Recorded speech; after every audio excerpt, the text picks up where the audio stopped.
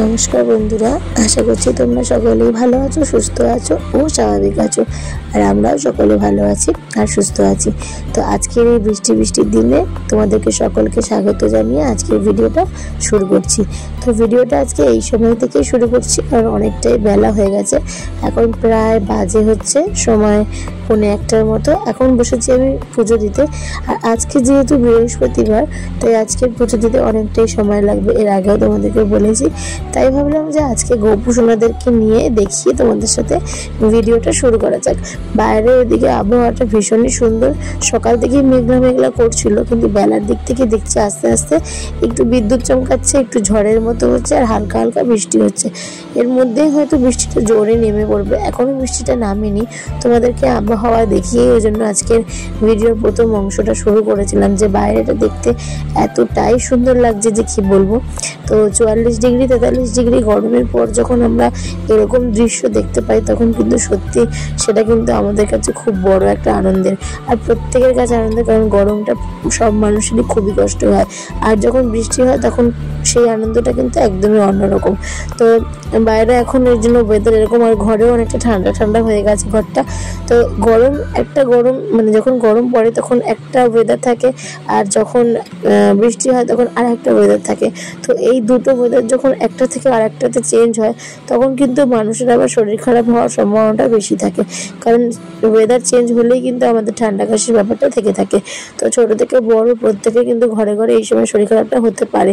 কারণ 44 ডিগ্রি গরম থেকে এখন 27 থেকে 28 30 ডিগ্রি টেম্পারেচার নেমে গেছে। আর নেমে যাওয়াতে এখন চাদর গায়ে দিয়ে ঘুমাতে হচ্ছে, এসির মাত্রা কমে গেছে। তো সেই হিসাবে একটা ওয়েদার চেঞ্জ, তার প্রভাবটা কিন্তু মানুষের উপরেই পড়ে, আর সেটা ছোট থেকে বড় প্রত্যেকের উপরে পড়ে। তো এখন আমাদের প্রত্যেককে সুস্থ থাকতে হবে, আর মাথায় রাখতে হবে যে ওয়েদার যখন চেঞ্জ হয়েছে, তখন আমাদেরকেও ঠিক মতন ওয়েদারের সাথে মানিয়ে গুছিয়ে নিয়ে চলতে হবে। তো গল্প করতে করতে এখানে আমার গোপু সোনার স্নানও হয়ে গেছে, আর স্নান টান করে ওকে সাজিয়ে গুজিয়ে দিয়েছি। আর এখানে ঘট পাতবো, আজকে তো ঘট পাতার দিনে। তো গোপাল গেছিল আমার মায়ের বাড়িতে, অনেক দিনই ছিল, তো 1 সপ্তাহ মতন ছিল। তারপর ওকে নিয়ে এসেছি, আজকে থেকে পুজো দিচ্ছি। তো ওইদিকে গোপালকে স্নান টান করিয়ে সাজুগুজু করিয়ে দিয়ে ওকে ওর জায়গায় বসিয়ে দিয়ে এখন সব পাবো ঠাকুরগুলোকে পুজো দিচ্ছি।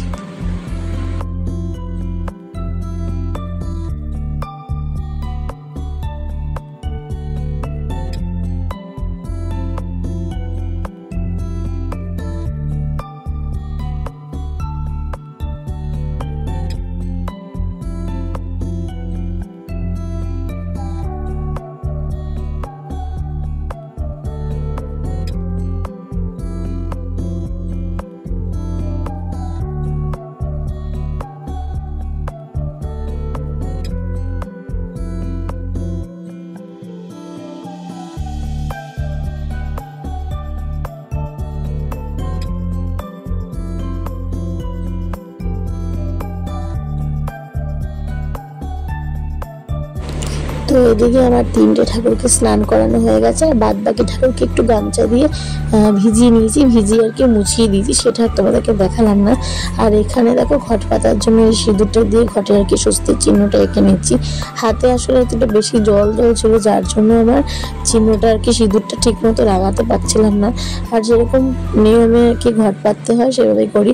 যখন বিয়ে হয়ে প্রথমবার এই বাড়িতে এসেছিলাম, তখন মাই পুজো দিত, মাঝে মধ্যে আমি একটু দিতাম, কিন্তু বৃহস্পতিবারগুলো কোনোদিনই দিতাম না।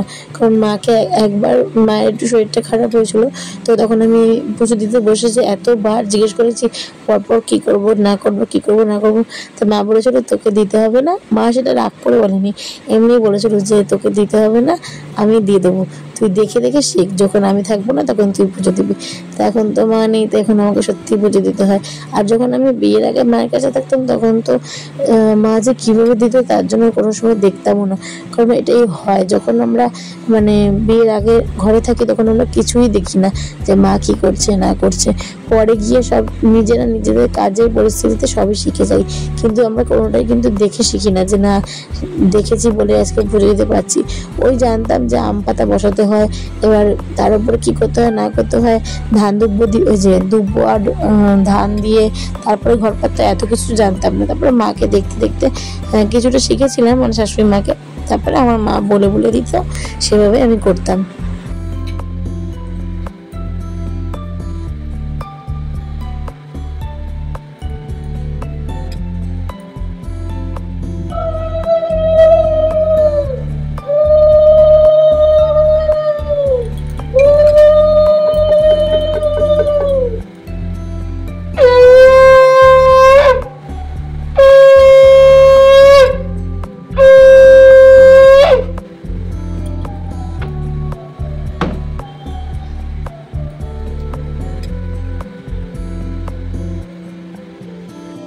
তো পুজো মোটামুটি কমপ্লিট হয়ে গেছে, তোমাদেরকে অতটুকুই দেখিয়ে নিলাম আর দেখালাম না। হয়ে গেছে, এইদিকে মামামেরও খাওয়া দাওয়া হয়ে গেছে, এবার আমি বসেছি খেতে। আজকে ওয়েদারটা এতটাই সুন্দর আর এত সুন্দর বৃষ্টি হচ্ছে যে কি বলবো। তো আমি আজকে জানলাতে খেতে বসে পড়েছি, আর মাম্মা এখানে জানলায় বসে একটু ওই বৃষ্টি টিষ্টি দেখছে বাইরে আর কি, একটু বিদ্যুৎ চমকাচ্ছে এগুলো আর কি দেখছে। কারণ ওর জীবনে তো এটা 2 বছরের বৃষ্টি, ও তো ছোট ছিল আগের বছর, এটা সেকেন্ড বৃষ্টি, তো ভীষণই ভালো লাগছে ওর। আর এদিকে দেখো দুপুর গড়িয়ে গিয়ে সন্ধে হয়ে গেছে। আর ব্যাপারটা কি বলতো, আজকে সকালবেলা ধরো তো পড়ানো ছিল, কিন্তু আজকে সকালবেলা ভাইয়ের শরীরটা একটু খারাপ ছিল, তার জন্য সকালে পড়তে পারেনি। তো ওই জন্য ও আজকে বিকালেই পড়তে আসবে, আজকে ওর একারই পড়া রয়েছে, সেই জন্য ও পড়তে আসবে। আর আমি এখানে চা বসিয়েছি, আর এদিকে ইন্ডাকশনে দুধটা গরম করতে বসিয়েছি, ওটা মোটামুটি হয়ে গেছে। এখন মামামকে বটলে দুধ দেবো। আর এখানে দেখো আমি মানে তোমাদের সাথে যে ভিডিও করে কথা বলছি, আর ও কিন্তু বারবার করে স্ট্যান্ডটাকে না বারবার করে নাড়াচ্ছে, মানে ওর বক্তব্য যে ও তোমাদের সাথে একটু হ্যালো বন্ধুরা এরকম বলবে, তো সেই জন্যই ও বারবার করে আসছিল। কিন্তু আমি ওকে সামনে আসতে দিচ্ছি না বলে ওই জন্য ওকে একটুখানি বকা মতনই দিচ্ছিলাম। আর যতক্ষণ না দুধ দেবো ততক্ষণ না ও এই রান্নাঘরে গুড়গুড় করবে। তো দুধটা এখন অনেকটাই গরম, মানে একটু আজকে দেরি হয়ে গেল। আর এরকম টাইমেই দিই, এই 6টা 15 20 সাড়ে 6টার মধ্যে ওকে দুধটা দিই। কারণ ঘুম থেকে উঠতে উঠতেই ধরো ওই 5:45টার মতন বাজিয়ে দেয়, 5:45, কোনোদিন 5:30। তো সেই জন্য একটু পরেই দিই। আর ওই জন্য এখানে গুড়গুড় করছে।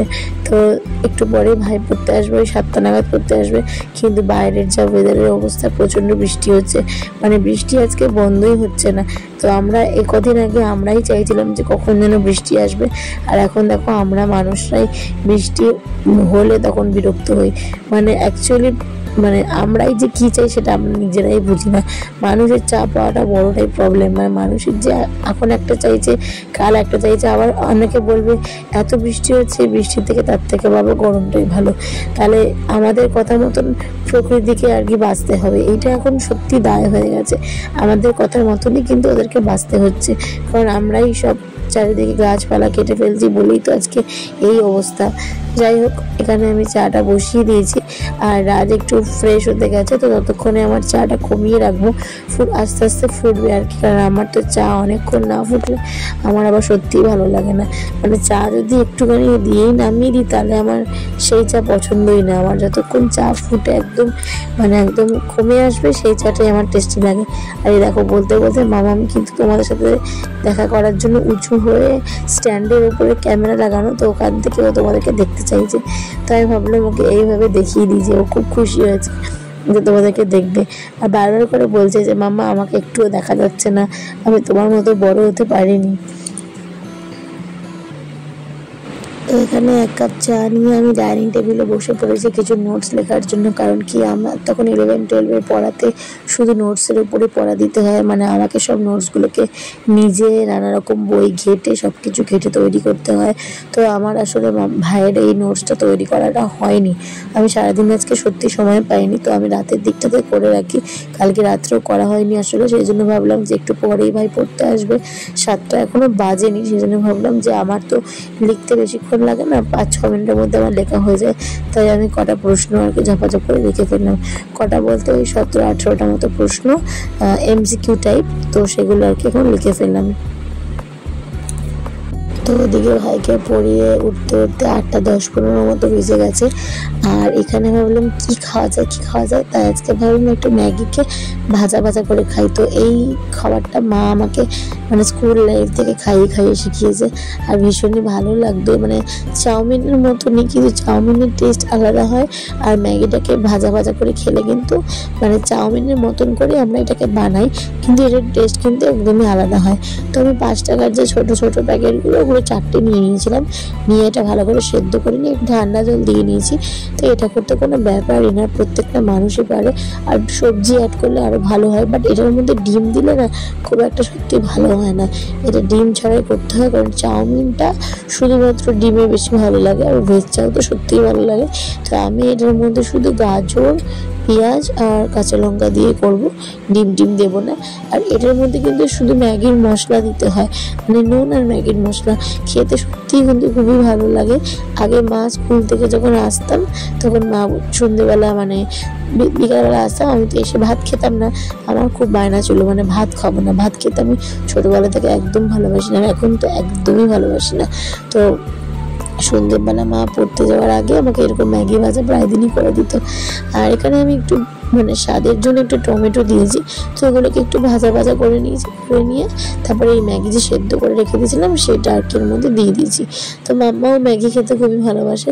আর বিশেষ করে দেখবে বাচ্চারা, ছোটো বাচ্চারা কিন্তু চাউমিন ম্যাগি খেতে সত্যিই খুব ভালোবাসে। তো আমি খুব একটা বেশি দিই না, মানে না দিলেই নয়, এবারে মাঝে মধ্যে একটু মানে না দিলেও তো নয়, ওর তো একটু স্বাদের খাবার খেতে ইচ্ছা করে। আর আমরা খাবো, ওকে দেখবে, সেজন্য ওকেও দেবো। আর আমি ম্যাগির মশলাটা ওকে বেশি দিই না। ওই আমি কি করব এখন, আগে মামামেরটা নাড়িয়ে চাড়িয়ে একটু নামিয়ে নেব, আর তারপরে আমাদের ম্যাগির মশলাটা দেবো। তো ওর কাছে এটাও অনেক টেস্টি। আর এটাকে ভালো করে একটু ভাজা করে নেব, বেশি একটা ভাজবো না। আর ম্যাগিটা না বেশি সেদ্ধ হয়ে গেলে তখন আর মানে খেতে ঠিক ভালো লাগে না। তো আমি একটু মিডিয়াম সেদ্ধ করি, মানে একদমই অল্প পরিমাণ। আর এখানে দিয়ে দিচ্ছি অল্প একটু নুন, আর দিয়ে নিচ্ছি হচ্ছে একটা প্যাকেটের মশলা।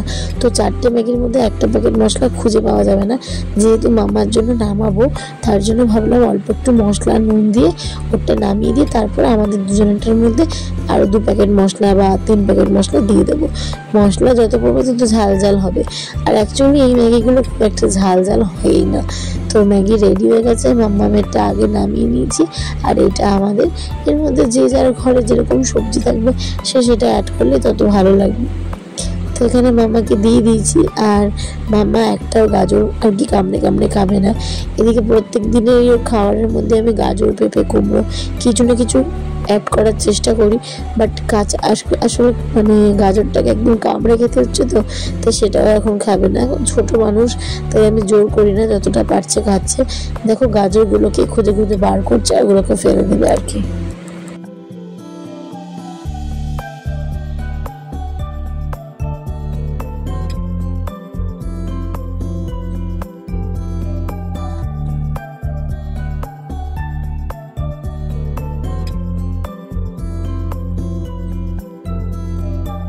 তো রাত এখন প্রায় 10টা 15 মতো। আজকে আমার ওইদিকে রান্নাঘরে অনেকটাই কাজের প্রেশার ছিল। আর আজকে অনেক আবদার যে রাত্রে আজকে খিচুড়ি বানাও। তো সকালে আমার সব রান্না ছিল, মানে সয়াবিনের তরকারি, পটল দিয়ে পেঁয়াজ দিয়ে ভাজা, ডাল সব ছিল। কিন্তু আজকে বাইরের যা ওয়েদার, তো ভাতে আজকে মানবে না, সেজন্য ওর আজকে খুব একটা আবদার হয়েছে যে একটু খিচুড়ি আর আলু ভাজা আর ডিমের অমলেট করে খাওয়াবে। তো আবদার রাখতে বই কি, সেজন্য আমিও করে ফেললাম খিচুড়ি, গরম খিচুড়ি। আর খিচুড়ির মধ্যে অনেক রকম সবজি দিয়েছিলাম, ওই ধরো ঝিঙ্গে, একটু গাজর, একটু কুমড়ো, একটু আলু, এরকম দিয়ে আর কি করেছি। আর ওখানে আলু ভাজি করেছি আর ডিমের অমলেট, সবই রেডি হয়ে গেছে। মাম্মা তো অমলেট খাবে না, তাই ওর জন্য সেদ্ধ। তো আজকে রাত্রে আমাদের রাতটা তো খুবই সুন্দরভাবে বৃষ্টির দিনে খিচুড়ির সাথে কাটবে। তোমাদের কেমন কাটলো সেটাও জানিও, আর তার সাথে আজকের ভিডিওটা কেমন লাগলো সেটাও অবশ্যই জানিও। লাইক, কমেন্ট, শেয়ার করো। আর যারা নতুন চ্যানেলে এখনো, তারা কিন্তু অবশ্যই একটা সাবস্ক্রাইব করে দিও। দেখা হচ্ছে অন্য কোনো একটা ব্লগে। সবাই সুস্থ থেকো, ভালো থেকো, আর বৃষ্টির দিনটা খুব এনজয় করো। Tata, good night.